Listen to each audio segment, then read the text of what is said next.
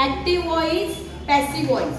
Active voice मतलब क्या, जो सब्जेक्ट होता है, जो कार्य करने वाला होता है, उसे महत्व दिया जाता है।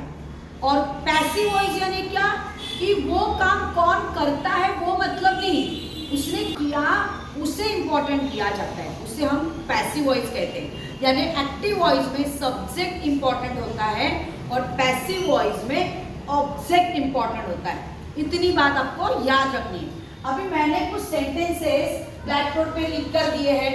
यहाँ पर दिया है मैंने, आई ईट अ मैंगो, मैं आम खाता हूँ। दूसरा sentence, he eats a mango, वह आम खाता है। तीसरा sentence, Ram Yeats a mango, Ram आम खाता है।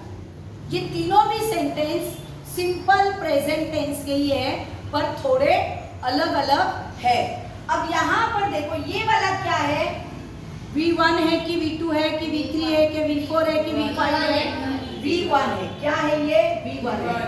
ये क्या है, V5। अब V5 क्यों यूज किया, थर्ड पर्सन सिंगुलर होता है तो उसमें V5 का यूज करते हैं सिंपल प्रेजेंट टेंस में। अब ये राम भी थर्ड पर्सन सिंगुलर है तो यहाँ पर V5 हमने यूज किया, ये हमें पता चला।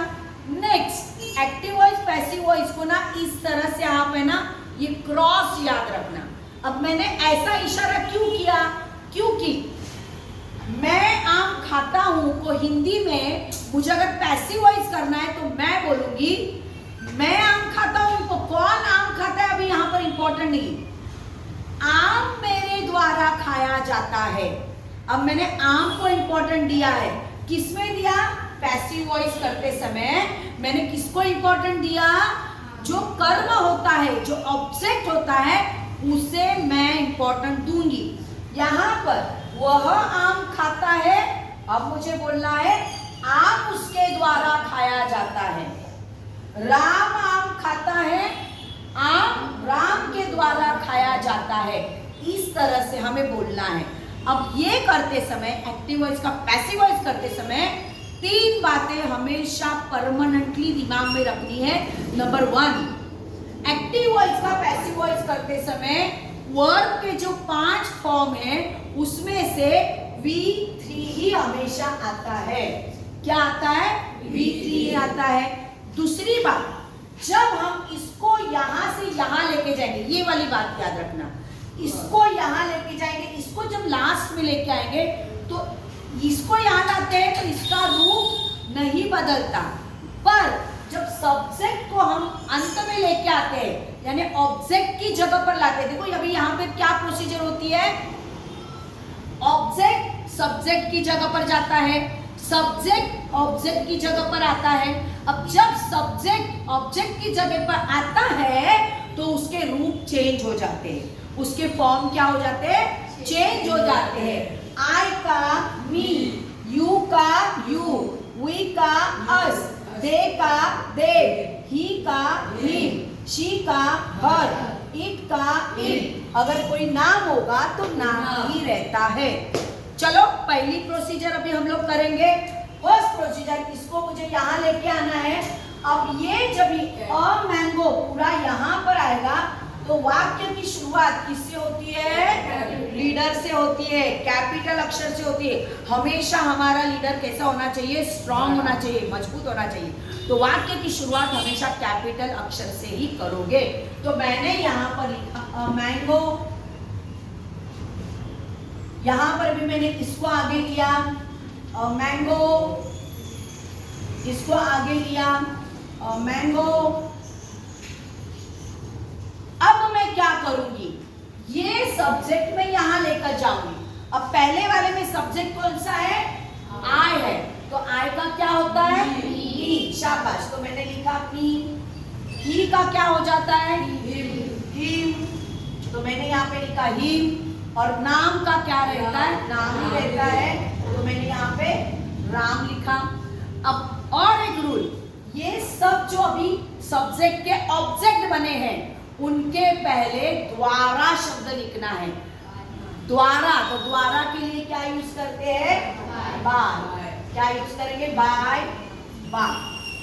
अब ये यहाँ आया, ये यहाँ गया, यानी इस तरह से क्रॉस हुआ।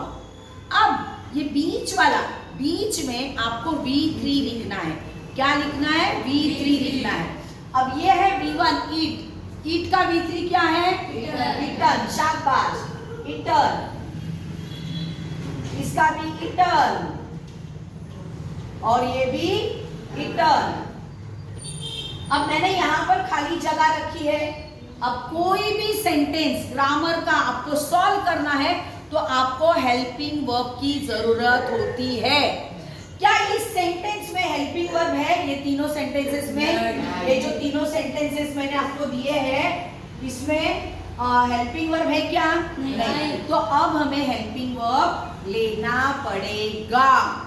अब रूल याद रखो, देखो यहाँ पर जिसमें V1 आता है, V5 आता है, उसमें हेल्पिंग वर्ब आप लोगे एम या इज या आर, ये तीनों में से एक लोगे। अगर V2 आया तो क्या लोगे? वॉज या वर। अगर फ्यूचर टेंस आएगा, विल के साथ में V1 आया तो क्या लोगे? Will be. कंसेप्ट क्लियर हो गई? तो चलो अब हमें यहाँ पर V1 आया तो हमें एम इज आर में से एक लेना है। क्या यहाँ पर एक आम है कि बहुत सारे आम हैं? आई के साथ में एम आता है, इसलिए एम तो कैंसल हो गया। अब रह गया इज और आर। अब आम कितने हैं? एक के लिए क्या करोगे? इज। अगर यहाँ पर मैंगोज होते, यहाँ पर मैंगोज होता, यहाँ पर मैंगोज होता, अब यहाँ पर क्या आता? ईज। शाबाश। यहाँ पर ईज के जगह पे क्या आ जाता है बच्चों? आर आ जाता। अब यहाँ पर भी क्या आया? ईज आया, है ना? अगर यहाँ पे मैंगोज होता तो यहाँ पर क्या आता है? आर आता। अब यहाँ पर भी ये ईज आया क्योंकि अ मैंगो है। अगर यहाँ पर मैंगोज होता तो क्या आता? आर। शाबाश। अब और एक बदलाव करते हैं, देखो। हाँ, मैंने यहाँ पर V1 और V5 का यूज किया। अब मैं करती हूँ यहाँ पर मैं चेंज करती हूँ, इसका वर्ब मैं चेंज करती हूँ। मैंने यहाँ पर एक लिखा, यहाँ पर लिखा एक, यहाँ पर लिखा एक। अब मुझे बताओ ये एक क्या है? V2 है, वर्ब की सेकेंड फॉर्म है, ईट की सेकेंड फॉर्म है। ये है V2, ये है V2, ये है V2। अब यहाँ पर V2 के लिए क्या क्या लगता है? was या were लगता है। तो अब मुझे बताओ ये is को मुझे क्या करना पड़ेगा? रब करना पड़ेगा। अब यहाँ पर क्या आएगा बताओ? Helping verb. एक मैंगो है, V2 के लिए क्या आएगा? was। शाबाश, क्या आएगा? was। पर अभी ये एक मैंगो होगा तो अ मैंगो। अगर यहाँ पर बहुत सारे आम होते हैं, ये वाले, तो यहाँ पर क्या आएगा? शाबाश, क्या आएगा? वर आएगा। अब यहाँ पर एक ही आम है तो क्या आएगा? वॉज। यहाँ पर एक ही आम है तो यहाँ पर क्या आएगा? वॉज। अगर बहुत सारे हैं तो पास्ट टेंस में V2 के लिए वर यूज करोगे। आई बात समझ में? कितने लोगों को समझ में आया? Very nice. अब देखो, अब ये बात हुई V1 V5 की, V2 की। अब हम देखते हैं विल के साथ में जब V1 आता है तब क्या होता है। देखो यहाँ पर I will eat, ओके। अब यहाँ पर he will eat और यहाँ पर will eat। अब इसके पहले के सेंटेंस हुआ मैंने आम खाया, मैं और उसने आम खाया और राम ने आम खाया। अब फ्यूचर टेंस का सेंटेंस हुआ मैं आम खाऊंगा,